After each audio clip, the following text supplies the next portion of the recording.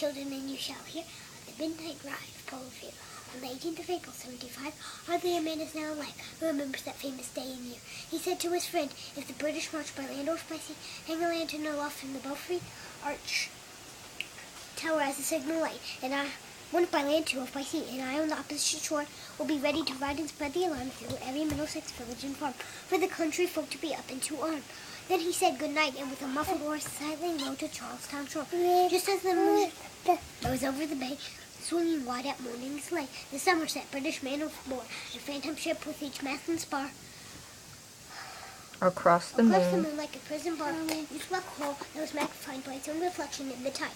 Meanwhile, his friend through alley and street wanders and watches with eager ears, till when the silence arrives him, he hears the muster of men at the barrack door, the sound of arms and the tramp of feet, and measured the tread of the Grenadiers marching down to their boats on the shore.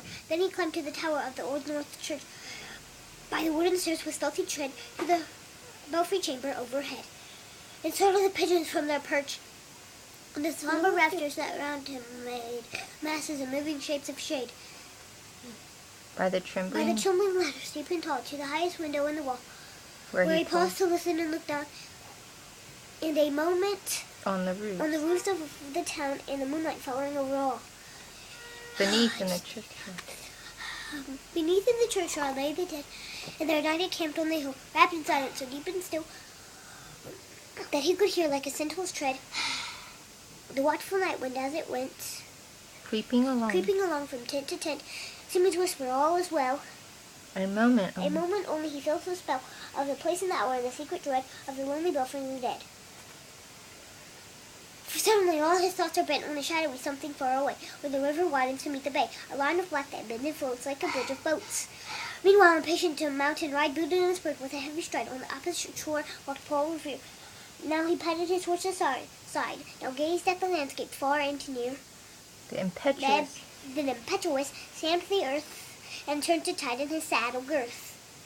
But mostly he watched with eager search the belfry tower of the Old North Church, as it rose above the graves on the hill, lonely and spectral and somber still.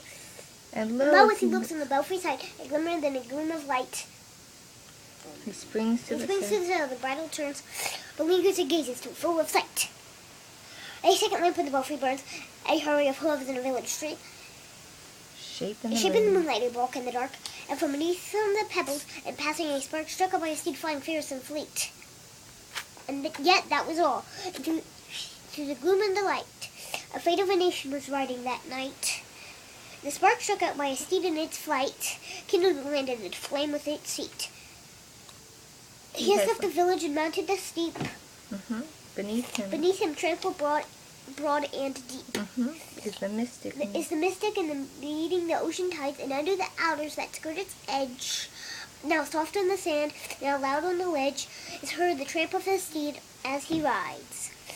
It was 12 by the village clock.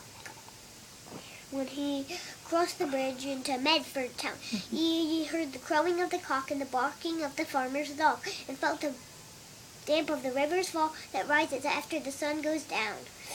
It was 1 by the village clock when he galloped into Lexington. He saw the gilded weather cock swimming in the moonlight as he passed. The meeting-house windows, blank and bare, gazed at him with a special glare, as if they already stood aghast at the bloody work they would look upon.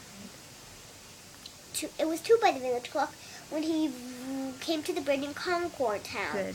He heard the bleating of the flock and the twitter of the birds among the trees, and felt the breath of the morning breeze blowing over the meadows brown.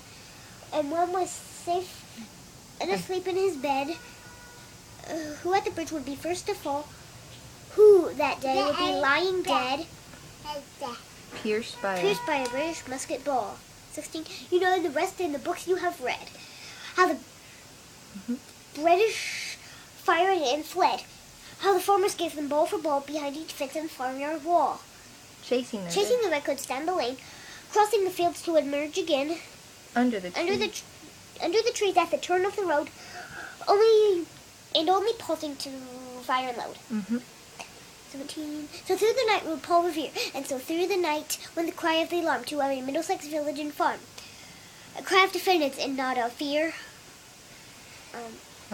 A voice in the darkness. A knock at the door. A word that shall echo forevermore. Born on the night wind of the past, through all our history to the last, the people will awaken to listen and hear. To hurrying. To hear the hurrying of the hoofbeats of that steed and the midnight message of Paul Revere.